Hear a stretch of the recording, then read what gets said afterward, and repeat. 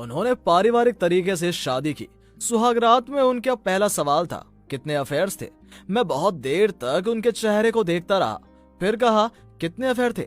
मैंने कहा, एक भी नहीं। ये सुनकर वो बहुत खुश हो गई।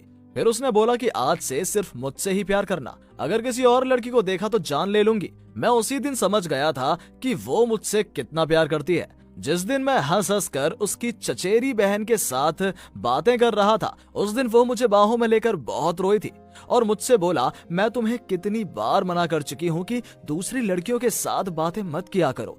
जब मैं मर जाऊंगी तो जितना चाहे बात कर लेना, तब मैं मना नहीं करूंगी। उसकी आंखों में आंसू देखकर मैं भी रो पड़ा था। वो बोली कि मैं बाप बनने वाला हूँ। वो सुनकर मैं इतना खुश हुआ कि क्या बताऊं।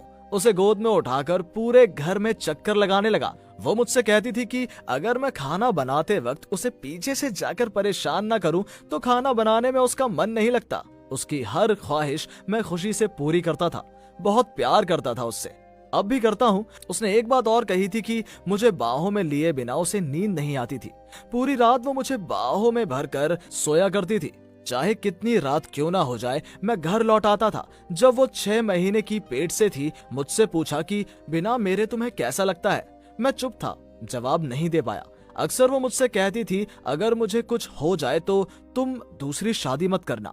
मैं मरकर भी तुम्हें किसी और की नहीं होने दूंगी। मुझे भूल मत जाना। उसकी ये बातें सुनकर मैं रोता था। सोने के वक्त वो कहती कि मेरे बिना सोने की कोशिश करो। क्या पता शायद मैं उसे और जोर से गले लगाता। एक दिन उसे दर्द शुरू हुआ। जल्द से जल्द मैं उसे हॉस्पिटल लेकर गया। उसने मुझसे कहा कि अगर मुझे कुछ हो जाए तो मुझे भूल मत जाना, बहुत प्यार करती हूँ तुमसे। ये सुनकर अपने आंसुओं को रोक नहीं पाई। मैंने कहा, कुछ नहीं होगा तुम्हें, मैं हूं ना, कुछ नहीं होने दूंगा। पलटकर बोली, आखिरी बार के लिए बस एक बार मुझे अपने सीने से लगा लो। ये कहकर अचानक रो पड़ी। मैं भी खुद को रोक नहीं सका। वो मुझे छोड़कर जाना ही नहीं चाहती थी। सीने से लगाए रो रही थी। मैं भी रो रहा था। देर तक उसने सीने से लगाकर रखा था, पर यह आखिरी बार था। ये मुझे पता नहीं था। अगर पता होता तो कभी नहीं छोड़ता। वो मुझसे बोली कि तुम मेरे साथ चलो, मुझे बहुत डर लग रहा है। मैंने डॉक्टर से कितनी बार कहा कि मुझे उसके साथ रहने दीजिए, पर मुझे रहने की अनुमति नहीं दी। ऑपरेशन थिएटर के अंदर एक बच्चे के रोने की आवाज सुनाई दी। बच्चा मुझे मिल गया, पर वो नहीं मिली। पागलों की तरह दौड़कर उसके पास गया। वो सफेद कपड़ों में लिपटी हुई थी। कपड़े हटाते ही मैं बेहोश हो गया। होश आने के बाद देखा कि उसे बेड पर लिटा रखा था। उसके पास गया और कहा, कहाँ जा रही हो मुझे छोड़कर? तुम्हारे बिना मुझे रातों को नींद नहीं आती। क्या तुम्हें पता नहीं क्यों जा रही हो? अरे उठो, और कितना सोगी?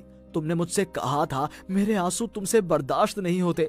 ये देखो मैं रो रहा हूँ। अरे उठो, उठ जाओ, प्लीज उठ जाओ। पर उसने मेरी एक भी नहीं सुनी। 10 साल से उसकी यादों को सीने से लगाकर जिंदा हूँ।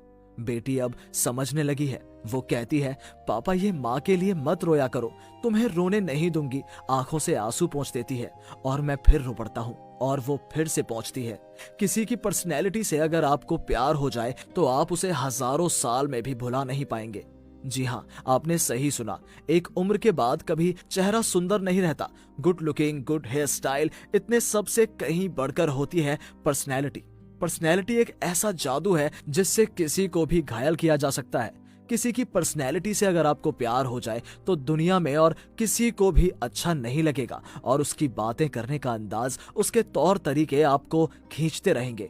इसी तरह का प्यार ज्यादा टिका रहता है। सुंदरता का मोह ज्यादा दिन तक नहीं टिकता, पर पर्सनैलिटी का मोह कभी खत्म नहीं होता।